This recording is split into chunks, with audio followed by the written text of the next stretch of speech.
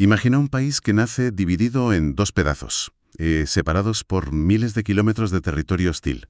Un Estado cuya mismísima razón de existir se basó en la religión, pero que cuenta con una diversidad étnica tan inmensa que gobernarlo parece un rompecabezas imposible. Ya, desde luego. Y ahora, imagina que este mismo país es el que tiene en sus manos la llave para sentar en la misma mesa a Irán y Estados Unidos.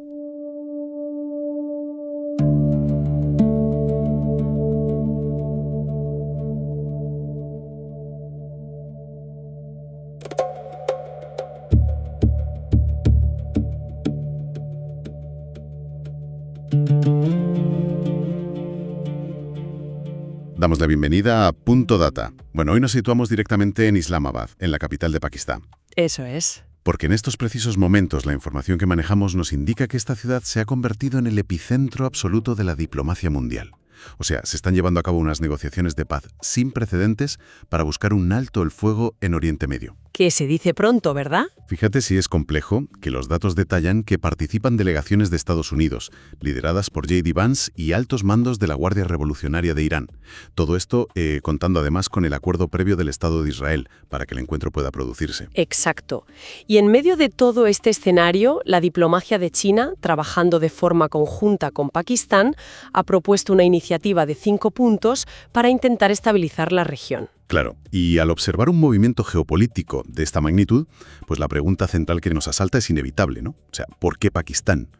¿Qué factores exactos convierten a este Estado en un mediador tan improbable y a la vez en una bisagra vital entre Oriente Medio, Asia Central y potencias como Estados Unidos y China? Bueno, lo fascinante aquí es que para comprender verdaderamente esa relevancia global, resulta indispensable desenredar primero la compleja estructura interna del país. A ver, es que no se trata simplemente de que esté bien ubicado en el mapa. Para nada. Estamos ante un Estado que fue forjado fundamentalmente sobre una identidad religiosa, que se sostiene mediante una poderosísima maquinaria militar y que está marcado por unos contrastes sociales colosales. Claro. Es decir, es imposible entender cómo actúa de puertas para afuera sin mirar con lupa cómo se construyó por dentro. Vale, vamos a desgranar esto. Porque para entender esa construcción, la información nos exige remontarnos a los orígenes del país. Todo arranca con un evento histórico de proporciones monumentales, que es la partición de la India británica en el año 1947. Un momento clave, sin duda. Claro, cuando el dominio colonial británico en el subcontinente asiático llega a su fin, pues no nace un solo país, sino 2 estados separados. Y aquí entra una figura central, Muhammad Ali Jinnah. अपने मंदिरों में जाने के लिए आप सब आजाद हैं अपनी मस्जिदों में जाने El conocido como padre de la nación pakistaní. Exacto. Eso es. Y lo curioso de Jinnah es que era un líder político y un abogado de formación puramente occidental, pero fue él quien articuló lo que se conoce como la teoría de las 2 naciones. Y esto es fundamental porque esta teoría no argumentaba simplemente que musulmanes e hindúes tuvieran religiones distintas. Exacto, iba mucho más allá de la fe. Jinnah sostenía que representaban civilizaciones completamente diferentes. O sea, formas de vida distintas. Claro, argumentaba que tenían sus propias costumbres, su propia literatura, su propia visión del mundo. Por tanto, según esta teoría, requerían estados soberanos y separados para evitar que, en una India unificada y democrática, pues la abrumadora mayoría hindú terminara dominando a la minoría musulmana. Ya. Era una cuestión de supervivencia política y cultural, básicamente. Eso es. Sí. Pero espera, porque al intentar llevar esa teoría al mapa, ¿cómo se dibuja eso? Porque, a ver, no es que hubiera una línea clara dividiendo a las 2 comunidades. Y ahí es donde radica uno de los mayores desafíos fundacionales. Esa teoría tuvo una traducción geográfica muy particular que casi parece un desafío a la lógica territorial.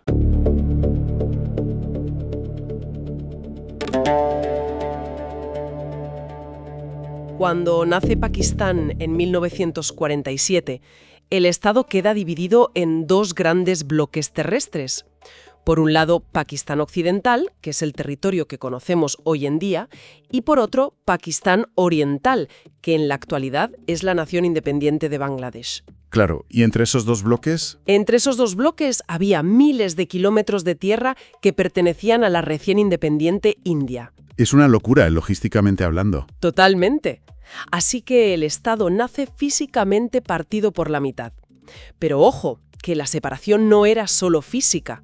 Las diferencias demográficas y culturales entre ambas alas del país eran inmensas. Estaban unidas formalmente por la administración central, sí, pero divididas por la geografía, el idioma, la estructura económica. Eso es. A ver, si pensamos en la viabilidad de un Estado construido sobre una base casi exclusivamente religiosa y que además agrupa a poblaciones tan dispares, parece una receta para el desastre o como mínimo un reto de gobernanza monumental. ¿Cómo se mantiene unido algo así? Pues esa es la gran paradoja inicial. La idea romántica de una única nación musulmana se topó el primer día con la realidad del terreo. ¿Qué suele pasar? Y la realidad era una enorme diversidad étnica.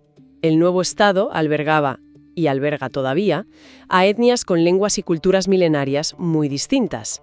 Hablamos de los punjabíes, los sindhis, los pastunes y los baluches. Lo único que realmente compartían de forma transversal era el Islam. Y a toda esa mezcla originaria, además, los datos nos muestran que hay que sumarle un factor demográfico absolutamente disruptivo, que son los muhajir. Un grupo clave, sí.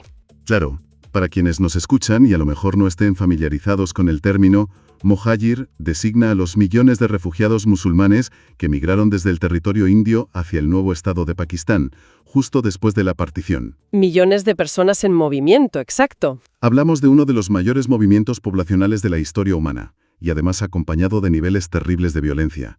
Personas que dejaron todo atrás para instalarse en una nación recién creada. Y el impacto de esa llegada es fundamental para entender las tensiones internas.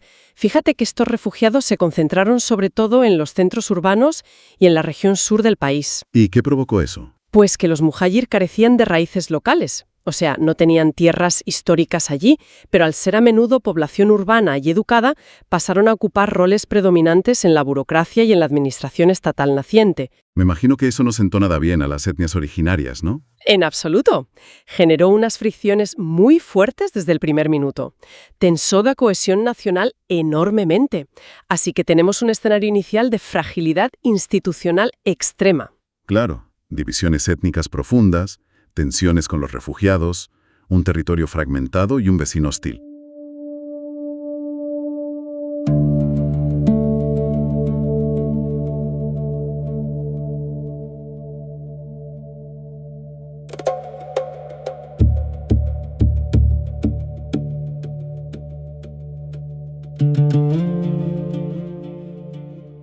Ante semejante nivel de inestabilidad, es evidente que el país necesitaba un ancla, un elemento unificador fuerte.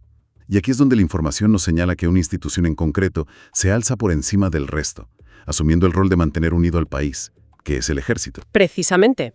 Si analizamos los datos sociopolíticos, vemos que a Pakistán se le define a menudo bajo el concepto de un Estado guarnición. O una oligarquía cívico-militar, ¿verdad? Eso es. ¿Y por qué ocurre esto? Pues porque desde su misma concepción, el Estado heredó una mentalidad de asedio. Estaba motivada por una profunda obsesión por la seguridad frente a la India. Claro, hay que recordar que la India es un vecino geográficamente inmenso y, desde el punto de vista de Islamabad, era y es percibido como una amenaza existencial. Y supongo que la historia colonial también juega su papel en esa militarización, ¿no? Totalmente. Es una herencia directa de la administración colonial británica. Los británicos, en las regiones noroccidentales del subcontinente, ya operaban con un enfoque altamente militarizado y autoritario para controlar las fronteras. Y esa combinación de la amenaza india y la herencia colonial propició que el ejército interviniera de manera recurrente en la política civil. Siempre justificando sus acciones con el mismo argumento, claro, que son la única garantía real para la supervivencia, la unidad y el orden del país. Y no hablamos solo de influencia en la sombra. Hablamos de intervenciones que se han materializado a través de figuras históricas muy concretas y golpes de Estado directos. Sí, sí. Líderes militares clave que han marcado épocas enteras, como el general Ayub Khan, que tomó el poder mediante la ley marcial en 1958, apenas 11 años después de la independencia. O saltando un poco en el tiempo, el general Pervez Musharraf. Exacto. Pero hay algo que me llama mucho la atención en los datos. Estos golpes de Estado no son simples cambios de gobierno. Funcionan como mecanismos para consolidar un poder que va mucho más allá de lo político. Efectivamente. O sea, el ejército pakistaní no se limita a defender las fronteras o estar metido en los cuarteles. consolida el poder económico en manos de la cúpula militar, gestionan tierras agrícolas inmensas, industrias, fábricas, infraestructuras, todo tipo de recursos estratégicos. Son un actor económico de primer nivel dentro del país, vaya. Totalmente. Pero a ver, ¿quién controla realmente ese ejército? Porque si el país es tan diverso étnicamente, me pregunto si las Fuerzas Armadas reflejan esa diversidad. Pues ahí tocamos otra de las grandes fracturas del país. Para comprender cómo se distribuye ese poder militar, hay que fijarse en la geografía. La hegemonía dentro de esta estructura militar y estatal recae de forma abrumadora sobre una región concreta que es el Punyab. El Punyab, cuyo nombre significa la tierra de los 5 ríos, ¿no? Debido a los importantes afluentes del río Indo que la atraviesan. Eso es. Y es la provincia más poblada, la más fértil y la más próspera del país. Y entiendo que es de allí de donde salen la mayoría de los soldados y oficiales. Así es. Ya desde la época colonial, las tropas se reclutaban mayoritariamente en el Punyab, y hoy en día esa dominación de los punyabíes en las filas del ejército y en la alta administración genera un recelo muy profundo. Claro. Crea un fuerte sentimiento de alienación en las provincias periféricas. Pensemos en regiones como Baluchistán, por ejemplo. Es inmensa en territorio, rica en recursos, pero escasamente poblada. Desde allí perciben esta concentración de poder en manos punyabíes y militares como una forma de explotación y de dominación puramente interna. A ver si lo entiendo, porque todo esto me sugiere una imagen muy visual para quienes nos escuchan. Pensemos en el Estado pakistaní a través de una analogía. A ver. Imagínate que en 1947 se inicia la construcción de un inmenso edificio institucional. Como hay mucha prisa por levantarlo, el terreno es inestable y hay amenazas alrededor. Pues los constructores instalan unos enormes andamios metálicos. Vale. Esos andamios representan al ejército. La idea inicial es que sostengan y protejan la construcción democrática temporalmente mientras se asienta el hormigón. Es una forma muy precisa de verlo. Pero claro, pasan las décadas. Y esos andamios militares dejan de ser una estructura temporal, empiezan a integrarse en el diseño original, hasta el punto de que se convierten en los auténticos muros de carga del edificio. Exacto. Y llega un momento, que es el actual, en el que intentar retirar esos andamios militares amenaza con provocar el derrumbe absoluto de toda la estructura democrática e institucional del Estado.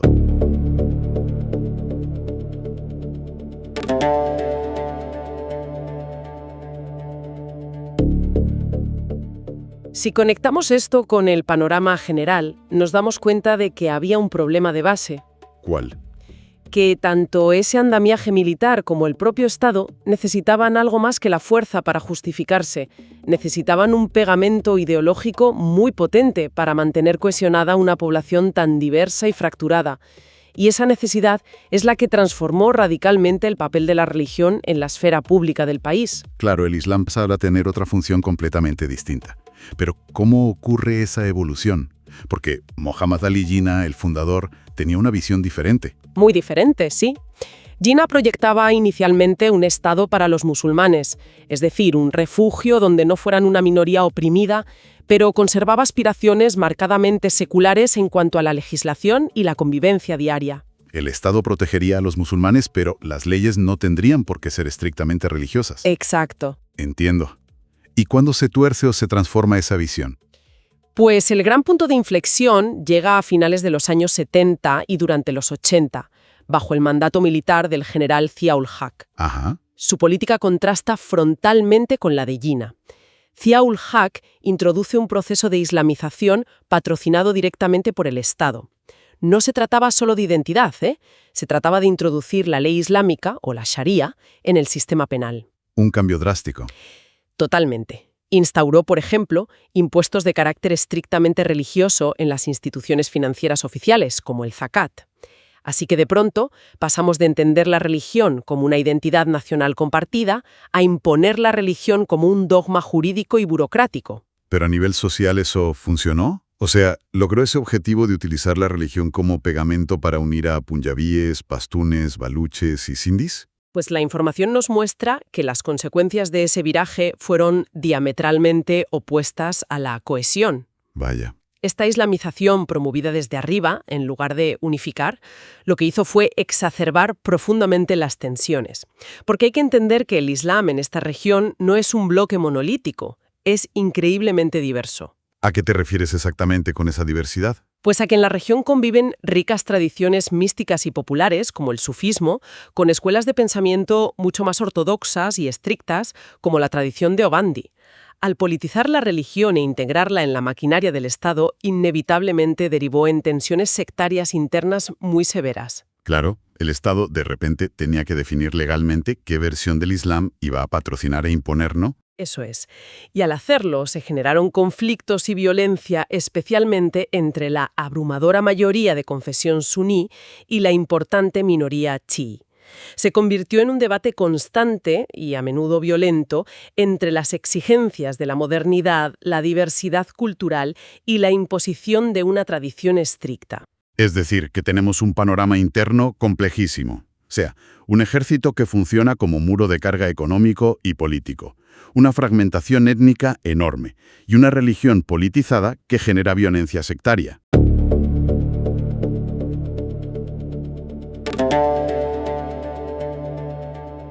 Y ahora viene la conexión clave, porque los datos señalan que toda esta compleja amalgama interna es exactamente lo que dicta el comportamiento del país hacia el exterior. Nos da las claves para entender su geopolítica y por qué están mediando hoy en Islamabad. Absolutamente. Y el pilar fundamental de toda esa política exterior, la brújula que guía al ejército y al Estado, sigue siendo el conflicto fundacional con la India. Un conflicto que tiene su máxima expresión en la disputa histórica por Cachemira. Hablemos de Cachemira. Geográficamente es esa región montañosa situada en el norte del subcontinente. Sí. Tiene una población de mayoría musulmana, lo cual sobre el papel apela directamente a esa teoría de las dos naciones que comentábamos antes. Pero la información subraya que la obsesión por Cachemira va muchísimo más allá de lo identitario o lo simbólico. O sea, hay un factor material crítico aquí. Y ese factor es el agua. En las montañas de Cachemira nacen los principales afluentes del río Indo. Y esas arterias hídricas son absolutamente vitales para la supervivencia de la agricultura y, por extensión, de la economía de todo el territorio pakistaní. Claro, sin esa agua, el país sencillamente colapsa. Así de simple. Así que controlar Cachemira, o como mínimo evitar que la India la controle por completo y pueda cerrar el grifo, es una cuestión de seguridad nacional innegociable. Eso explica la frontera este. Pero ese imperativo de seguridad militar también explica su relación con el otro vecino clave, en la frontera oeste, que es Afganistán. Efectivamente. Y aquí la información introduce un término geopolítico y militar que es fundamental comprender. Es la profundidad estratégica. ¿Qué significa exactamente esto en el terreno? Bueno, la profundidad estratégica es la necesidad imperiosa que siente el estamento militar de tener influencia política y aliados sólidos en Afganistán, hacia el oeste. ¿Con qué motivo? Evitar quedar geográficamente rodeados y atrapados por fuerzas hostiles en dos frentes simultáneos. Temen tener a la India presionando al este y a un gobierno proindio en Afganistán presionando al oeste. Claro, un sándwich geopolítico. Eso es. Buscar esa profundidad estratégica, asegurarse de que Kabul no sea un aliado de Nueva Delhi, es lo que ha motivado y guiado gran parte de la política exterior de Islamabad hacia Afganistán durante décadas. Vale, entonces tenemos a un país lidiando con la India al este y buscando asegurar su retaguardia en Afganistán al oeste. ¿Cómo encajan las grandes superpotencias mundiales en este tablero regional? Porque para mantener ese nivel de seguridad, asumo que hacen falta recursos que el país por sí solo no tiene. Y para obtenerlos, la diplomacia del país ha tenido que realizar un equilibrismo histórico fascinante con las superpotencias. Ajá. Durante la Guerra Fría, optó por ser un aliado clave de Estados Unidos. Se integró en pactos de defensa regionales promovidos por Washington en Asia para frenar la influencia soviética. Sí, y esa alianza alcanzó su punto álgido durante la Guerra Soviética en Afganistán, en la década de los 80, ¿verdad? Exacto. En ese momento, los fondos, la inteligencia y los armamentos estadounidenses fluían masivamente a través de la frontera pakistaní. Pero, al mismo tiempo que eran el gran aliado de Washington, no perdían de vista a su otro vecino gigante, China. Paralelamente, y con una intensidad que se mantiene hasta hoy, el país ha cultivado una sólida e ininterrumpida relación estratégica, económica y de defensa con Pekín. Consideran a China un aliado indispensable, casi un seguro de vida frente al poderío de la India. Entonces, ¿qué significa todo esto para la noticia con la que abríamos el programa? Pues que este largo historial de equilibrismo a múltiples bandas es la clave de nuestro punto de partida. Claro. Estamos hablando de un Estado que es simultáneamente un aliado militar tradicional de Estados Unidos y el principal socio estratégico de China en la región. Además, ostenta el peso nada menor de ser la única potencia militar del mundo islámico que posee armamento nuclear. Es que toda esa red de conexiones múltiples, que a veces pueden parecer contradictorias desde fuera, es exactamente la infraestructura diplomática que permite el escenario actual. Es lo que hace posible que hoy, en Islamabad, se logre sentar en la misma mesa de negociaciones a altos mandos iraníes y a enviados estadounidenses. Y todo ello bajo el paraguas de una propuesta de paz de 5 puntos elaborada junto a Pekín. Eso es, por su posición geográfica y por su compleja historia diplomática, sencillamente es el único actor capaz de albergar y mediar en un encuentro de estas características. Es un peso geopolítico indudable. Pero aquí es donde se pone realmente interesante.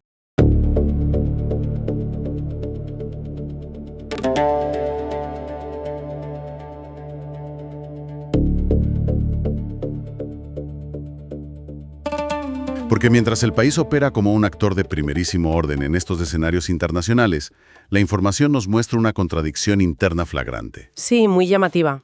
Internamente, su base demográfica y su economía se enfrentan a unas presiones colosales que amenazan con desestabilizarlo todo. Así es.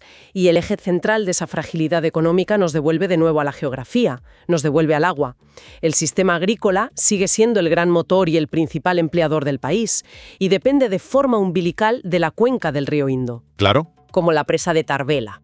¿Y qué papel juega esa presa exactamente? Bueno, la presa de Tarbela es una de las mayores obras de ingeniería civil del mundo.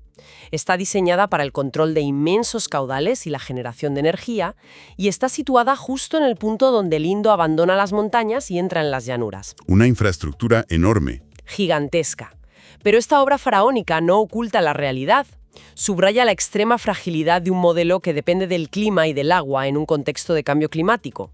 Además, toda esa inmensa red agrícola sigue estando controlada por un sistema de propiedad de la tierra fuertemente feudal.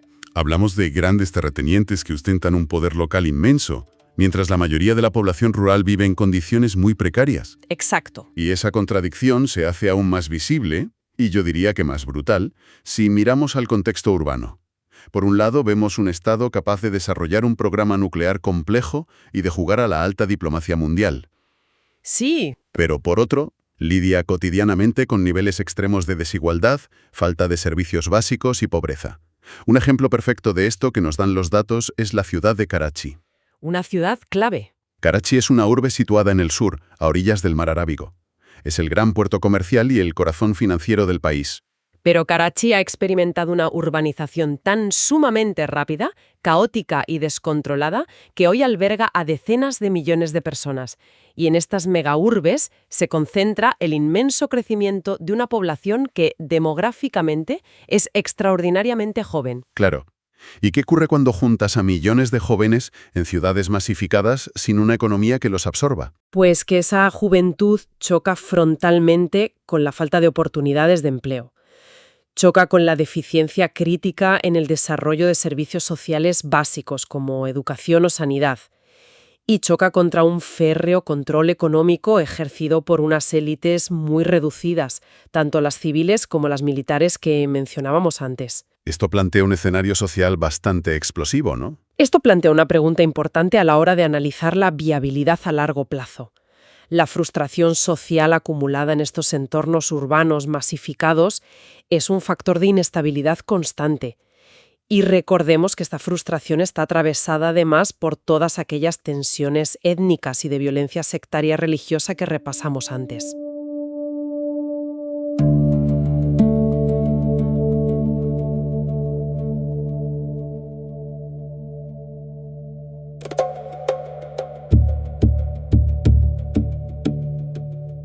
Bueno, si damos un paso atrás para ver la foto completa y recapitular un poco la información que hemos puesto sobre la mesa hoy, nos encontramos con unas tensiones muy claras. Muy evidente, sí. Por una parte, hemos visto la enorme complejidad de un Estado que nació marcado por una partición violenta fundamentada en la religión, pero que debe lidiar con una diversidad étnica y lingüística muy profunda que dificulta constantemente su cohesión interna. Y por otra, hemos analizado también el peso abrumador que ejerce la oligarquía cívico-militar, cómo el ejército se erigió como los muros de carga del país, controlando no solo la política frente a la debilidad civil, sino los grandes resortes de la economía. Eso es. Y cómo el intento de usar el Islam institucionalizado como herramienta para legitimar el poder ha terminado generando profundas fracturas sectarias en la sociedad. Y, finalmente, hemos comprobado cómo toda esa complejidad interna confluye y explica el irreemplazable papel de Pakistán en el tablero geopolítico global, su necesidad vital de agua y seguridad frente a la India, su búsqueda de influencia en Afganistán para evitar un cerco y su histórico equilibrismo manteniendo alianzas simultáneas con Estados Unidos y China. Todo ello es lo que explica que hoy actúe como el epicentro de esas cruciales negociaciones de paz. Exactamente. Como siempre, queremos recordar a la audiencia que la elaboración de este contenido es completamente gratuita, sin ánimo de lucro y realizada cuidadosamente por personas dedicadas a ordenar y explicar la información. Les invitamos a suscribirse al podcast para no perderse las futuras emisiones de Punto Data y seguir comprendiendo la complejidad de la geopolítica actual. Un saludo y muchas gracias por acompañarnos.